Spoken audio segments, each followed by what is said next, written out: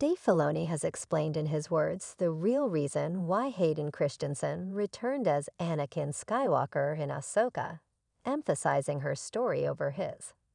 Hello everyone, welcome to my channel. Please subscribe and keep watching for more details. Anakin's return in Ahsoka is centered on Ahsoka herself, fulfilling a promise to portray him as the heroic figure she has always seen him as. Filoni wanted to show Anakin as the protective older brother who can make light of tough situations, a role model for Ahsoka's character development. Ahsoka needed to see Anakin as the hero she knew him to be in order to receive closure and move forward in her own journey. Christensen's portrayal of the Anakin from the Clone Wars was crucial.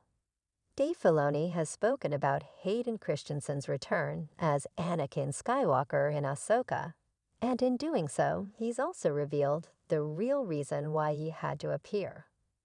The most highly praised episode of the latest live-action Star Wars TV show is no doubt Ahsoka Episode 5, which sees Anakin's and Ahsoka's first reunion since the animated Star Wars, the Clone Wars series, and the first ever time in live action.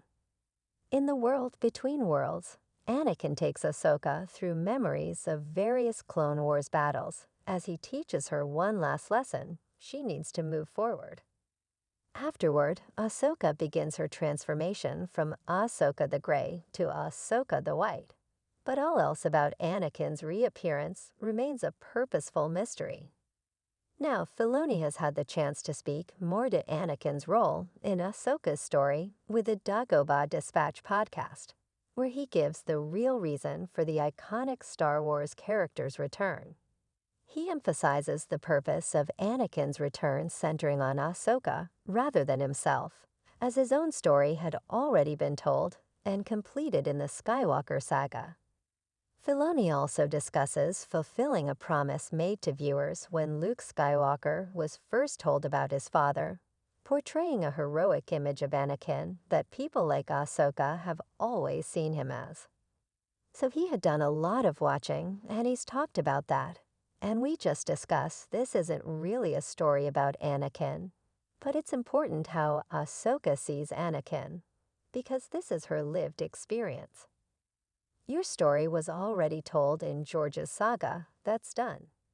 But it is important for her because you're her mentor. And you have to be both. I was always saying you have to be the great person that she admired, that we all admired. That when I was a kid, and I heard Luke's father was Anakin Skywalker, and I was like, he must have been the greatest Jedi ever.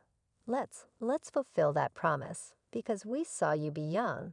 We saw you be adventurous, but really fall to the dark side.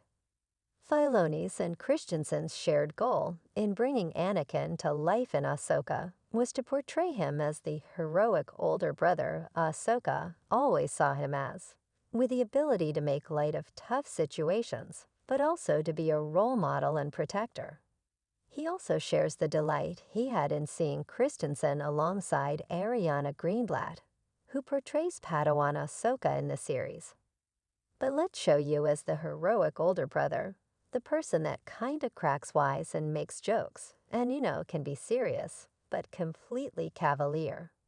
He was all for it. He dove so far into it, it was almost, just amazing.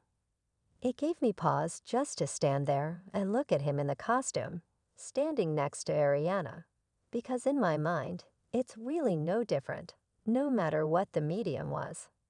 The image is always Anakin with Ahsoka. Filoni even likens the dynamic to one straight out of George Lucas' American Graffiti, hinting Lucas very well may have taken inspiration from himself when developing Ahsoka's and Anakin's relationship with Filoni for the Clone Wars.